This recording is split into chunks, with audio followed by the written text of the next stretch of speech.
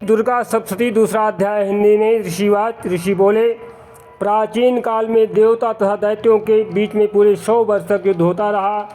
उस समय दैत्यों का स्वामी महिषासुर था एवं देवताओं का राजा जो है इंद्र था। उस संग्राम में युद्ध में देवताओं की सेना महाबली दैत्यों से हार गई। तब सभी देवताओं को जीत करके महिषासुर जो है इंद्र बन बैठा। हार खाकर सभी देवता जो है ब्रह्मा जी को अग्रणी बना करके वहाँ गए जहाँ विष्णु भगवान तथा शंकर जी विराजमान थे। वहाँ पर देवताओं ने महिषासुर के सभी उपद्रवों एवं अपने पराभव आदि का पूरा वृत्तांत का सुनाया। उन्होंने कहा, महिषासुर ने तो सूर्य, अग्नि, पवन, इंद्र, चंद्रमा तथा वरुण सबका अधिकार अपने पास रख लिया है। सभी देवताओं के अधिकार छीन लिया है और स्वयं ही सबका अधिष्ठाता बन बैठा है। उसने सभी देवताओं को स्वर्ग से निकाल दिया है। महिषासुर महादुरात्मा है। देवता पृथ्वी मृत्यु की भांति जो है विचर रहे हैं। जितने भी दुरात्मा हैं वह महिषासुर के अधिकार क्षेत्र में हो गए हैं और देवता भी जो है पृथ्वी पर मृत्युलोक में मृत्यों की भांति अर्थात मृतक के समान विचर रहे हैं। जैसे, हे प्रभु, अब हम आपकी शरण में आए हैं, उसके वध का कोई न कोई उपाय कीजिए। इस प्रकार से मधुसूदन तथा महादेव जी ने देवताओं के वचन सुने। उनकी क्रोध से भौहें जो है तन गई। तब भगवान विष्णु ने मुख से एक महान तेज प्रकट किया और इसी प्रकार से ब्रह्मा तथा शंकर के मुख से भी महातेज प्रकट हुआ। दूसरे इंद्र आदि देवताओं के शरीर में भी इसी प्रकार से महान तेज प्रकट हो गया। सभी तेज मिलकर के एक हो गए। वह तेज पुंज अपना उग्र था, जैसे कि जलता हुआ पहाड़ हो। देवताओं ने देखा कि उसकी ज्वालाएं सभी दिशाओं में फैल रही हैं। जब वह एक हुआ तो नारी के रूप में आ गया। उसके प्रकाश से तीनों लोक भर गए। महादेव जी के तेज से उसका मुख प्रकट हुआ है।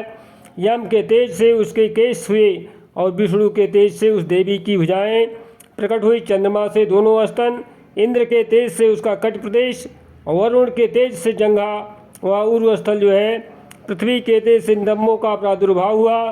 ब्रह्मा जी के तेज से दोनों चरणों, सूर्य के तेज से चरणों की अंगुलियां और वसुओं के तेज से हाथों की अंगुलियां, कुबेर के तेज से नासिका का आविर्भाव हुआ। उस देवी के दांत प्रजापति के तेज से प्रकट हुए। अग्नि के तेज से 3 नेत्र हुए। दोनों संध्याओं के तेज से जो है दोनों भवें, वायु के तेज से दोनों कान उत्पन्न हुए। इसी प्रकार दूसरे देवगणों के तेज द्वारा भगवती का प्रादुर्भाव हुआ। तब समस्त देवताओं के तेजपुंज से प्रकट हुई देवी जी को देख करके महिषासुर पीड़ित सभी देवता प्रसन्न हुए। इस प्रकार से जो है महादेव जी ने उस देवी को अपने शूल निकाल करके दे दिया। श्री विष्णु ने अपने सुदर्शन चक्र से चक्र प्रकट करके दिया। वरुण ने शंख दिया तथा अग्नि ने उसे शक्ति दी। मारुत ने जो है धनुष दिया और बाणों से भरपूर 2 तरकस दे दिए। देवराज इंद्र ने अपने वज्र से वज्र पैदा करके देवी को दिया और सहस्त्र ने इंद्र ने ऐरावत हाथी से घंटा दिया। यमराज ने कालदंड से दंड प्रदान किया। सागरपति ने रुद्राक्षमाला अर्पित की। ब्रह्मा ने कमंडल भेंट किया। सूर्य ने भगवती के सभी रोम कूपों में अपनी किरणें प्रदान की। काल ने तलवार दिया तथा उत्तम ढाल अर्पण की। इस प्रकार से क्षीरसागर ने हार कभी पुराने न होने वाले 2 वस्त्र भेंट किए। इसी प्रकार चूड़ामणि, दिव्य कुंडल तथा 2 कड़े की भी भेंट किया तथा चमकता हुआ अर्धचंद्र, सभी भुजाओं के लिए जो है बाजूबंद, चरणों के लिए नूपुर, कंठ के लिए सर्वोत्तम कंठुला भेंट किया। इसी प्रकार से सभी अंगुलियों के लिए रत्न जटित मुद्रिका ने भी प्रदान की।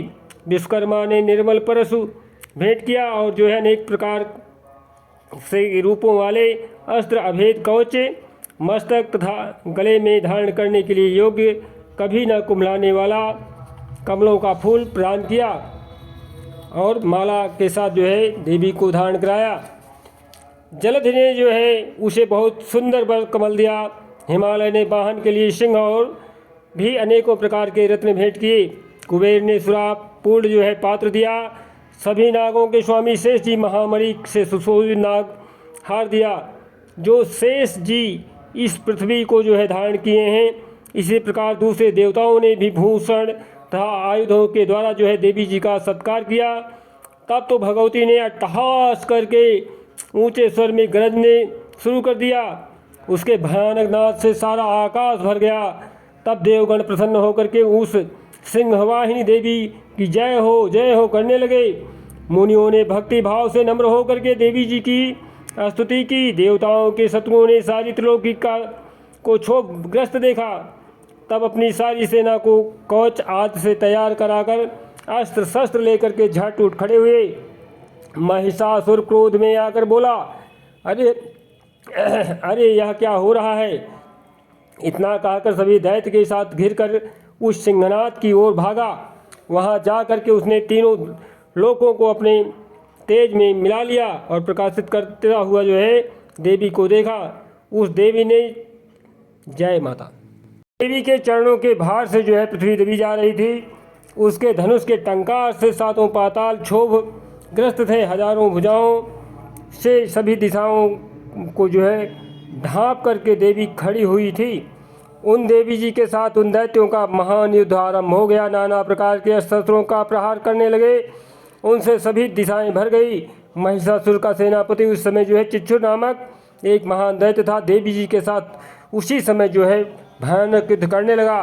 तब देवी जी क्रोध में आकर के एक बाण चलाया और दैत्यों को तो चतुरंगड़ी सेना के साथ लेकर के चामर भी युद्ध करने लगा। 60,000 रथियों को साथ लेकर के उदग्र महादैत्य भी युद्ध भूमि में प्रवृत्त हो गया। महाहन दैत्य 1 करोड़ रथियों के साथ लेकर के लड़ा और तलवार के समान पहने रोमों वाला आसिलोमा नामक दैत्य 5 करोड़ रथियों के साथ जो है युद्ध में आ गया। 60 लाख रथियों से आवृत वस्कल दैत्य युद्ध में उतर पड़े और इस प्रकार से जो है पारिवारिक दैत्य हाथी घोड़ों से अनेकों सवारों के साथ घिरे हुए समूह में रथियों के साथ उस महायुद्ध में लड़ने लगे। बिडाल दैत्य 5 अरब रथियों को साथ लेकर के लड़ने लगा और भी हजारों महादैत्य जो है रथ हाथी घोड़े से घिरे थे रथियों को साथ में ला करके देवी जी के सामने युद्ध करने लगा। उस रणांगन में स्वयं महिषासुर भी रथों और हाथी के साथ अश्वों की सेना के साथ घिरा हुआ खड़ा था। तोमर बिंदपाल शक्ति मूसल परशु खड़पट संग खंग आदि शस्त्रों से युद्ध में देवी जी के साथ युद्ध करने लगा। कुछ दैत्यों ने देवी जी पर शक्तियाँ छोड़ी और दूसरे उन्हें पास में के। तब उस चंडिका देवी ने उन्हें अस्त्र शस्त्रों की वर्षा करके तोड़ डाला। इधर देवी जी का वाहन सिंह भी क्रोध में आ गया। वो अपने गर्दन के बाल हिलाता हुआ दैत्यों की सेना में इस प्रकार घूमने लगा जैसे कि वन में अग्नि फैलती जा रही हो। उस युद्ध भूमि में युद्ध करती हुई अंबिका ने जितने ही श्वास छोड़े वह ही झटापट सैकड़ों हजारों गणों के रूप में जो है प्रेरित हो गए।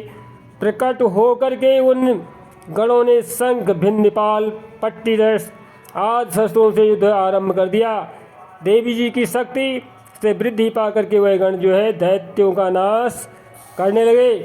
देवी जी महा भयंकर क्रोध से भर गई और साथ ही दूसरे गण नगाड़े शंख आदि बजाने लगे और महाप्रसन्नता देने वाले उस समय युद्ध के उत्साह को कुछ एक अलग ही ढंग से मृदंग बजाए गए। तब देवी जी ने शूल त्रिशूल उठा गदा और शक्तियों की वर्षा के साथ जो है तलवार आदि शस्त्रों से सैकड़ों महान असुरों को मार डाले। दूसरे कितने ही दैत्यों का घंटा के भयप्रद से नाद से मूर्छित होकर के गिर गए। सभी दैत्य मारे गए। दैत्यों को पास से बांध करके पृथ्वी पर घसीट डाला। कितने तो गदा की चोट से घायल होकर के पृथ्वी पर गिर गए। मूसों के प्रहार से कई लोग जो है घायल हो गए, रुधिर बमन करने लगे। एवं कई एक शूल द्वारा जो है बच्चा स्थल कट जाने से पृथ्वी पर गिर पड़े। कितने दैत्य बाणों की वर्षा द्वारा जो है युद्ध में मार कर गिरा दिए गए। पक्षी की भांति आक्रमण करने वाले शत्रु दैत्य प्राण छोड़ने लगे। कितने ही दैत्यों की भुजाएं कट गईं, दूसरे की ग्रीवा छिन्न भिन्न हो गई। कई दैत्यों ने सिर कट गए, दूसरे मध्य से विदीर्ण हो गए। कुछ दैत्यों की जंघाएं कट गई और पृथ्वी पर गिर गए और एक दैत्य को तो एक भुजा एक आँख एक पाँव वाला करके 2-2 टुकड़े कर डाला। मार मार करके गिराए हुए रथी जो है हाथी घोड़े असुर की तलाशों के द्वारा जो है महायुद्ध भयंकर कठिन युद्ध छिड़ गया। वहाँ सेना और असुरों के बीच में रुधिर बहने लगा। इस प्रकार से बड़ी बड़ी खून की नदियाँ बहने लगी। माता जगदम्बा ने एक क्षण में ही दैत्यों की सेना का इस प्रकार से नाश कर दिया जैसे कि लकड़ियों का ढेर जो है बड़े ढेर की अग्नि में जला दिया जाए। देवी का वाहन सिंह भी अपने बालों के द्वारा जो है महाभयंकर खूंखार प्रकट नाद करने लगा और इस प्रकार से जो है अपने भालों के गर्दन को झटकता हुआ बड़ी गर्जना करता हुआ जो है दैत्यों के शरीर से मानो प्राण ही चुन रहा हो। इस प्रकार से घूमने वाला देवी जी का उन गणों ने महाअसुरों के साथ बड़ा युद्ध किया, जिससे देवता प्रसन्न होकर के आकाश से पुष्पों की